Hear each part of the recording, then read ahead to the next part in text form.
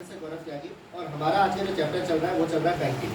तो आज हम जो मुद्दा उठा रहे हैं वो है कि केंद्रीय बैंक जो है वो किस प्रकार मुद्रा को नियंत्रित करता है। मुद्रा को नियंत्रित करने का मतलब है मनी को कंट्रोल करना।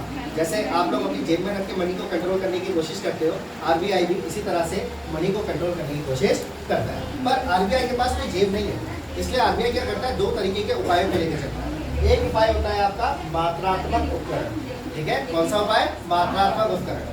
और एक उपाय होता है आपका कौन सा?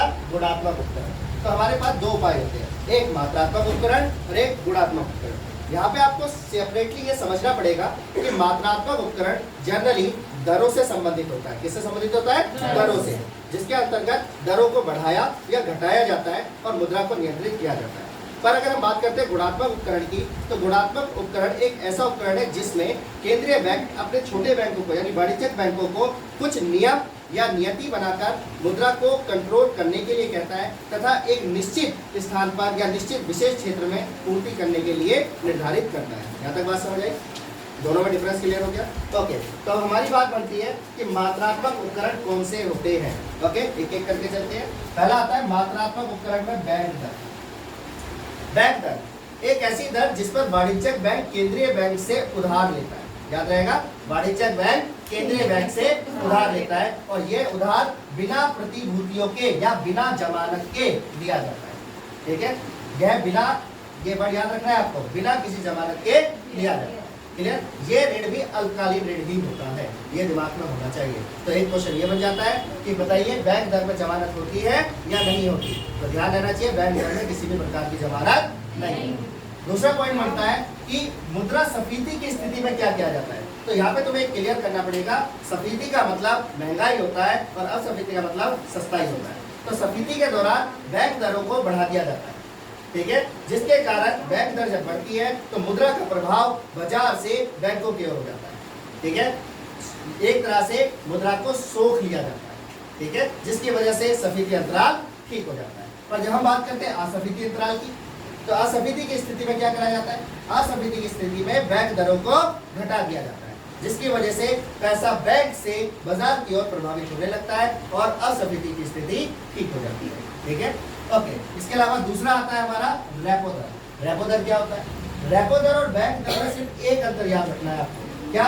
ये जमानत के आधार पर दिया जाता है। किसके आधार पर दिया जाता है? जमानत के आधार पर। और इसमें जो जमानत दी जाती है उन्हें पुनः खरीद की व्यवस्था के आधार पर किया जाता है। पुनः खरीद क्या होता है कि वाणिज्यिक बैंक ने कुछ उधार रखा, उसके बदले में पैसा ले लिया, तो कुछ क्या है? प्रतिभूतियां।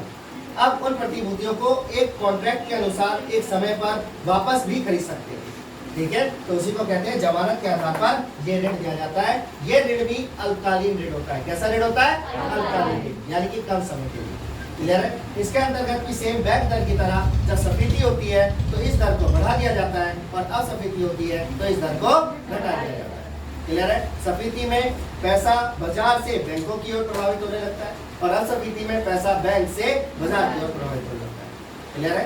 ओके, फिर इसके बाद हमारा अगला पॉइंट आता है खुले बाजार की क्रियाएं, जिसे बोलते हैं ओपन मार्केट ऑपरेशन, OMO। ये एक ऐसी क्रिया होती है जिसमें आरबीआई सरकार की ओर से, ध्यान रखना है, सरकार की ओर से प्रतिभूतियों को बेचता या खरीदता है। क्लियर? जब मार्केट में ज्यादा पैसा होता है यानी स्फीति अंतराल होता है तो ये प्रतिभूतियों को बेचता है, ठीक है, तथा पैसे का प्रभाव बैंकों की ओर हो जाता है।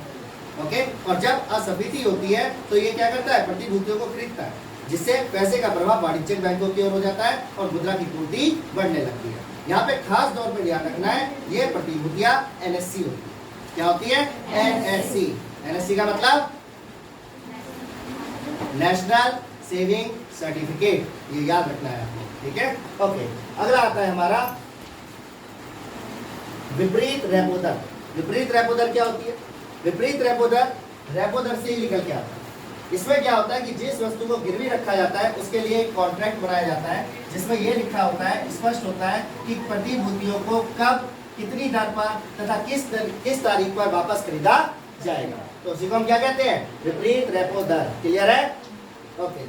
इसमें भी सेम, अस्फीति के दौरान विपरीत रेपो दर को कम कर दिया जाता है और स्फीति के दौरान विपरीत रेपो दर को बढ़ा दिया जाता है। क्लियर है? कंफ्यूज नहीं होना, मैंने पहले अस्फीति लिख दिया है, बाद में स्फीति। क्लियर है? वरना सेम होता है इनका। अगला आता है नकद आरक्षित अनुपात, जिसे हम बोलते हैं CRR, ठीक है, कैश रिजर्व रेशो।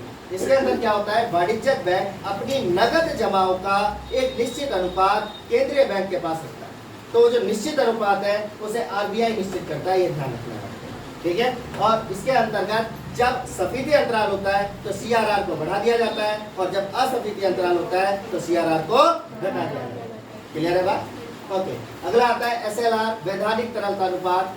ये एक ऐसा अनुपात है जिसमें वाणिज्यिक बैंक को अपनी परिसंपत्ति, ये वर्ड याद रखना है, परिसंपत्ति यानी एसेट्स का एक निश्चित अनुपात अपने पास तरल संपत्ति के रूप में। तो पेपर में क्वेश्चन आता है वाणिज्यिक बैंक की तरल संपत्ति कौन सी होती है, तो याद रखना नगद, स्वर्ण और भार मुक्त अनुमोदित प्रतिभूतियां, ये वो होती है जिन्हें तुरंत कैश में बदला जा सकता है। क्लियर है? तब असफीदी होती है और सफीदी होती है। तो सफीदी में क्या करेंगे, सफीदी के दौरान SLR को बढ़ा दिया जाता है और असफीदी के दौरान SLR को घटा दिया जाता है। क्लियर है मेरी बात? ओके। अगला आता है आपका गुणात्मक उपकरण। गुणात्मक उपकरण के अंतर्गत पहला आता है आपका सीमांत आवश्यकता। सीमांत आवश्यकता, जब हम कोई वस्तु बैंक के पास गिरवी रखते हैं तभी हमें ऋण प्राप्त होता है, सब जानते हैं। तो गिरवी रखी गई वस्तु का वर्तमान मूल्य तथा ऋण की राशि के बीच का जो अंतर होता है उसी को हम सीमांत आवश्यकता कहते हैं। क्लियर है बात? तो ये जो सीमांत आवश्यकता होती है, जब सफीदी अंतराल होता है तो इस सीमांत आवश्यकता को क्या कर दिया जाता है, कम कर दिया जाता है, ठीक है। निश्चित तौर पर कम कर देते हैं, कम से कम ऋण देने की कोशिश की जाती है, केवल विशेष क्षेत्रों में ऋण को निश्चित कर दिया जाता है। पर जब असफीदी होती है तो खुली दर पे ऋण दिया जाता है, कोशिश की जाती है ज्यादा से ज्यादा ऋण दिया जाए, इसलिए सीमांत आवश्यकता को घटा दिया जाता है, बढ़ा दिया जाता है। इसके अंतर्गत क्या होता है, 1 लाख रुपए की वस्तु रखी तो आपको 70,000 तक का ऋण मिल जाएगा। पर अगर सफीदी अंतराल है, 1 लाख रुपए तक की वस्तु रखोगे तो केवल 40,000, 50,000, 60,000 रुपए तक का ऋण प्राप्त होगा। क्लियर है? ओके। इसके बाद आता है साख की राशि। इसका मतलब होता है कोटा निर्धारित करना। इसमें RBI एक कोटा बना देता है जिससे वाणिज्यिक बैंक ज्यादा ऋण नहीं दे सकता। अब यहाँ पे होता क्या है कि जब सफीदी अंतराल होता है तो कोटे के अनुसार ऋण प्रदान करता है वाणिज्यिक बैंक, पर जब असफीदी होती है तो कोटा हटा दिया जाता है और कोशिश की जाती है ज्यादा से ज्यादा ऋण देके असफीदी को ठीक किया जा सके। क्लियर है सबको? Thank you very much. Like करें, सब्सक्राइब करें।